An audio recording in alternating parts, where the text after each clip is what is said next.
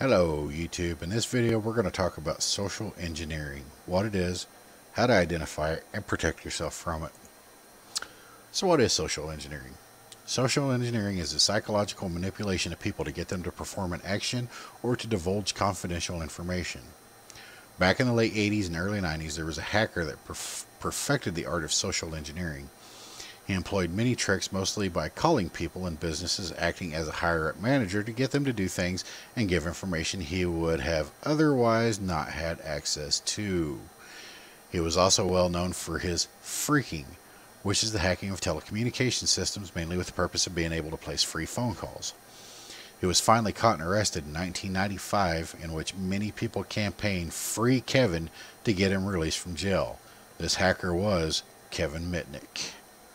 Social engineering today can be more than just a phone call. A fair majority of the social engineering today is seen in emails, mock websites, and mock applications. The phone calls do still happen, and today with cell phones, text messaging is utilized along with social media and messaging systems. The other method is to find a way to get into the facility posing as either an external entity that is supposed to be there, or getting an internal job, or just by digging through the company's trash. Yes, you heard it, that's right, not even your trash is safe. So how can I identify an attack? Identifying a social engineering attack can be rather difficult, as the attackers have actually gotten better and better at making the most of their attacks to look authentic. So to immediately identify an attack can be a bit difficult. The first thing you really need to know is what kind of attack methods exist to know how to root them out and identify them. So many of the social engineers' attacks are subtle in nature and appearance, yet they're so sophisticated. 90% of social engineering attacks are successful. Now, this doesn't mean that every single time something is malicious was done, or something either got uploaded to your system or stolen from the system, or it was just a test to see how many people within an organization or home actually fell for the scam. A lot of social engineering is used to upload malware, which can be done to open a backdoor into your system or network, cause the system to display a lot of pop-up ads, or as a reconnaissance footprinting to know whom will fall for this type of attack for further narrow down their targets. Types of social engineering attacks are phishing, pronounced as fishing, like you're going to go fish in a lake or something like that. It is a method done by email or phone to fraudulently obtain information by impersonating a legitimate business or person in high position within a business or organization. This is more commonly done by email that have false links that appear to be a legitimate site, or false logins where the user authentication information is disclosed to the attacker.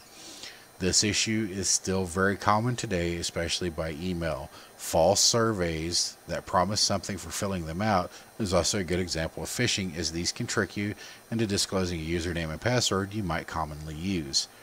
Pretexting is a method done by having a pre-made story or scenario in order to get an individual to give confidential information.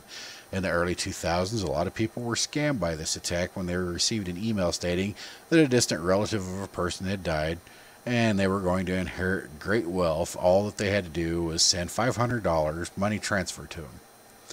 They would then pretend to get closer and closer to your location, but always had to ask for more money. Most of these back during this time frame were originating from Nigeria. Many more varieties of this method were used and are still used today. Catfishing is a method used by an individual who creates a fake profile impersonating someone in order to bond with another person. Attackers commonly fake a relationship with their target and can sometimes get them to release confidential information to them or send them money. The attacker commonly will have all kinds of wild excuses on why they cannot meet their target. There is even a TV show by the name Catfish that confronts these people. Diversion theft. This is a method in which the attacker convinces a courier service that a package is supposed to be delivered somewhere else other than its original destination. This is done by calling and pretending to be someone from the company that shipped the item, or by pretending to be a manager of the courier service. The most common example of diversion theft are professional pickpockets. This diversion theft is They use diversion tactics to draw your attention away to be able to get a hold of something that they normally wouldn't be able to. Baiting. This is a method in which the attacker places an item, commonly a USB device, on several desks, using the victim's greed or curiosity against them. A device known as a rubber duck, which looks like a USB jump drive, will auto-execute scripts to steal usernames, passwords, and information from a computer system when plugged into the USB drive. These scripts are undetected because the device actually does all of this by emulating the keyboard and all the keystrokes. That means the code and commands are manually typed at a high rate of speed by this device. Furthermore, some of them can also show up with storage space that appears to be blank or have random files. Quid pro quo. This is a method in which the attacker will call random numbers, also known as war dialing, pretending to be a person from a tech support calling back to help with a problem. Eventually, they will actually reach someone that has an actual problem and has been waiting on tech support to call. The attacker will actually help fix the issue while also getting the victim to run commands that will give them access to their system to upload malware to the victim's computer. Basically, with quid pro quo, you're offering something for something. Tailgating. This is a method in which an attacker can use in order to obtain access to restricted areas they couldn't normally get in by quickly following behind a person who has access as they unlock a door and walk through. This can be done to drop devices to perform a baiting attack or to get into a place where they have networking devices in the facility in order to give themselves a backdoor to get into the corporate network and systems. Dumpster diving. This is a highly passive and almost undetectable method that uses human nature to just throw documents with confidential information away as regular trash. Yes, as nasty as it sounds, attackers might target the trash of wealthy-looking housing and families as well as business dumpsters. The attacker will search through the trash for any kind of credit application or anything else that might contain confidential information, such as system authentication, usernames or passwords, or financial documents that may have account numbers or locations in which the accounts may be present that they have financial information for. So, how can I identify an attack? When you receive a message or an email that contains a login screen, don't just immediately click on them. Float the mouse over the link and look at what the domain really goes to. If it isn't legitimate, like www.paypal.com or www.gmail.com, don't click on it. Many attackers will use methods of obscuring the actual URL, where the text might show the domain of paypal.com, but when you highlight the URL, it comes back as paypal.myserver.com, or even be a harder one by replacing the L with an I. paypie.com. Never trust a link that come in via messaging server or email, even if someone you know as the email account can easily be spoofed, impersonated, or could be controlled by an attacker or malware. No company is ever going to ask you for confidential information via email or send you a login prompt by email. 2. Don't be too trusting of a phone call in which someone is asking you for information about yourself, especially if they call to be from a business in which you have never contacted. This is even more so accurate if they are wanting confidential information in exchange for something. Number 3. Watch out for people you don't know or have never seen that try to follow you through a door that is normally locked. Number 4. Be cautious of a person or people who are claiming to be there to fix a problem and no one knows about this problem. If this is in a business, escalate it up to a manager to have them confirm before the technicians are released to work on something. Furthermore, make sure there's always an escort with them. Number 5.